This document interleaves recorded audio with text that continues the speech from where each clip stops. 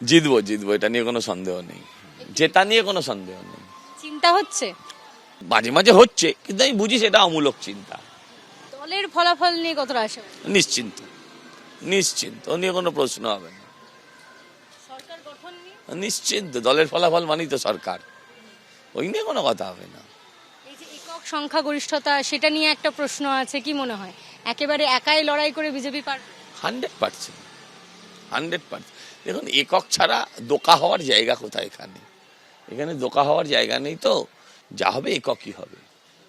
আর vote বাইনারিতেই হয়েছে, pro Mamata, no Mamata, এখানে কোনো দ্বিতীয় প্রশ্ন নেই। নিজের জয়ের ব্যাপারে নিশ্চিত। এর আগেই আপনারা জানেন যে নির্বাচন কমিশনের তরফে যেমনটা জানানো হয়েছে যে ফলতায় 29 এপ্রিলের ভোট বাতিল, 21 মে পুনর্নির্বাচন ফলতায়। আর অন্যদিকে আপনারা জানেন বিশেষ পর্যবেক্ষক সুব্রত গুপ্ত তিনি ফলতায় যান এবং স্ক্রুটিনি করেন এবং সেই রিপোর্ট নির্বাচন কমিশনে জমাও দেওয়া হয়। রিপোর্টে যে যে বিষয় উঠে এসেছে, কোথাও ক্যামেরা বন্ধ করে রেখে ভোট করা হয়েছিল, কোথাও ইভিএম এ টেপ দিয়ে রাখা হয়েছিল, 285টির মধ্যে অন্তত 60টি বুথে ইভিএম এ কারচুপি, ফলতায় ভোটে গুরুতর অভিযোগ এবং গণতান্ত্রিক প্রক্রিয়া ব্যাহত। রিপোর্ট পেয়ে ফলতা নিয়ে নজিরবিহীন সিদ্ধান্ত নেয় নির্বাচন কমিশন। কোথাও 10% বেশি কারচুপির অভিযোগ এলেই খতিয়ে দেখা হয়। ফলতায় ভোট নিয়ে অজস্র অভিযোগ, তাই পুনর্নির্বাচনের সিদ্ধান্ত নেওয়া হয়েছে নির্বাচন কমিশনের তরফে।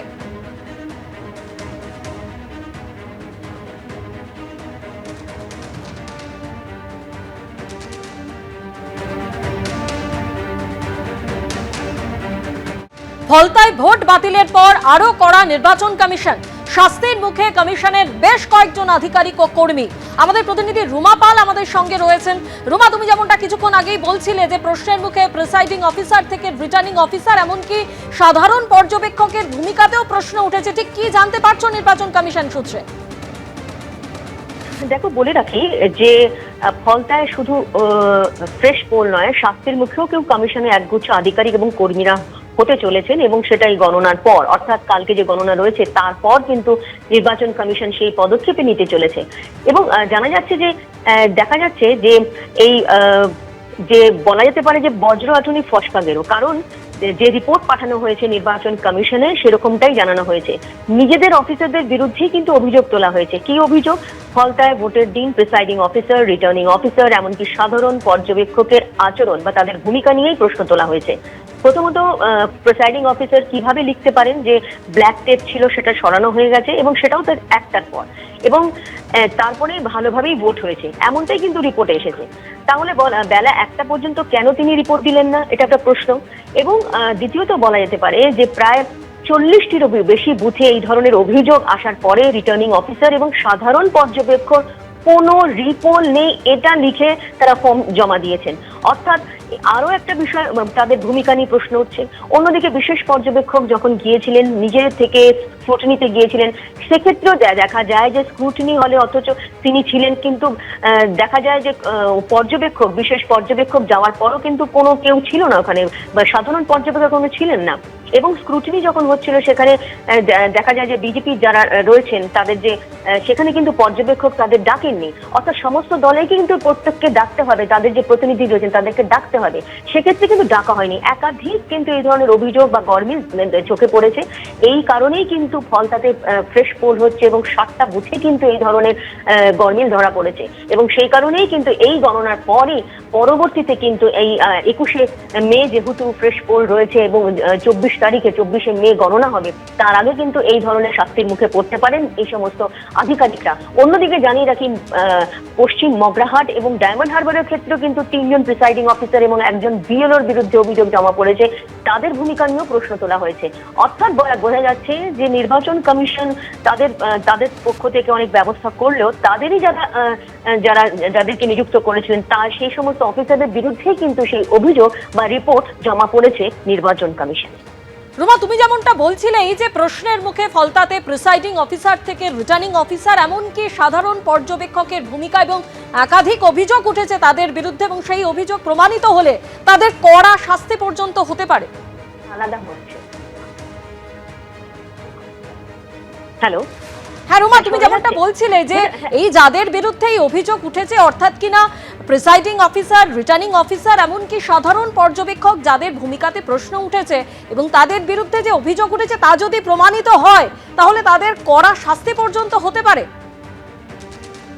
না, এমনটাই কিন্তু ইঙ্গিত দিয়েছে নির্বাচন কমিশন। কারণ আজকে কিছুক্ষণ আগে কিন্তু মুখ্য নির্বাচনী আধিকারিক তিনিও প্রেস কনফারেন্স করেছেন এবং সেক্ষেত্রে অবশ্যই কালকে গণনা রয়েছে, সেই গণনার বিষয়ে বলার পর এই প্রশ্ন অবশ্যই তার সামনে রাখা হয়েছিল যে ফলতার বিষয়ে তারা কি করছেন।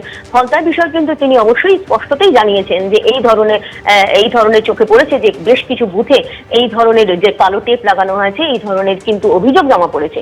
অন্যদিকে জানিয়ে রাখি, আরো একবার জানিয়ে রাখি, একদম প্রিসাইডিং অফিসার থেকে শুরু করে রিটার্নিং অফিসার, এমনকি সাধারণ পর্যবেক্ষকের যে ভূমিকা সেটা নিয়ে কিন্তু প্রশ্ন তোলা হয়েছে। সেই রিপোর্টই কিন্তু জমা পড়েছে নির্বাচন কমিশনে।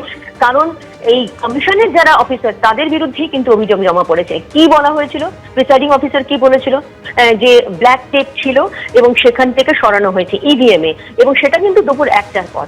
সেটা তারপরও কিন্তু ভালোভাবে ভোট হয়েছে এমনটা কিন্তু রিপোর্ট জমা দিয়েছেন। তো এটা নিয়ে প্রশ্ন উঠেছে তার ভূমিকা নিয়ে। অন্যদিকে বলে রাখি যে বেশিরভাগ প্রায় 40টিরও বেশি বুথে কিন্তু এই ধরনের অভিযোগ আসার পর রিটার্নিং অফিসার এবং সাধারণ পর্যবেক্ষক কোনো রিপোল চাননি এবং তারা ফর্ম জমা দিয়েছেন যে রিপোল প্রয়োজন নেই। এছাড়াও কিন্তু কমিশনের নজরে সাধারণ পর্যবেক্ষকের ভূমিকাও, এবং সাধারণ পর্যবেক্ষক খুব স্বাভাবিক, অন্য রাজ্য থেকেই নিয়ে আসা হয়েছিল, প্রত্যেক বিভিন্ন স্টেট থেকে এসেছিলেন পর্যবেক্ষক। এখানে যিনি পর্যবেক্ষক ছিলেন তিনি তামিলনাড়ু থেকে এসেছিলেন এমনটাই জানা যাচ্ছে। এবং বিশেষ পর্যবেক্ষক সুব্রত গুপ্ত যখন তিনি যান, দেখা যায় যে সেখানে কিন্তু তিনি অপেক্ষা করেন, কিন্তু সাধারণ পর্যবেক্ষক সেখানে ছিলেন না। এবং স্ক্রুটিনির সময় কি নিয়ম হচ্ছে, প্রত্যেকটা রাজনৈতিক দলের কিন্তু প্রতিনিধিদের ডাকতে হবে। সেক্ষেত্রে দেখা যায় যে বিজেপি ক্ষেত্রে বা বিরোধী দলের ক্ষেত্রে তাদেরকে ডাকা হয়নি। এই ধরনের কিন্তু অভিযোগ জমা পড়েছে। এবং শুধুমাত্র কারচুপি নয়, ইভিএম এর কারচুপি নয়, এখানে কালো টেপ থেকে আতর, এখন কোনো সময় দেখা গেছে যে ক্যামেরা বন্ধ বা ফুটেজে দেখা গেছে যে কোনো সময় বেশি এক থেকে একাধিক ব্যক্তি ভিতরে রয়েছেন। এই ধরনের কিন্তু অভিযোগ এবং পুরো প্রামাণ্য স্বরূপ যখন নির্বাচন কমিশনের হাতে এসছে, তারপরেই কিন্তু এই স্থগিত করে দেওয়া হয়েছে, এখানকার ভোট বাতিল করা হয়েছে ফলতার, এবং ফ্রেশ পোল তারা ঘোষণা করেছেন সেটা 21শে মে। ধন্যবাদ সুমা। এবিপি আনন্দ, এগিয়ে থাকে, এগিয়ে রাখে।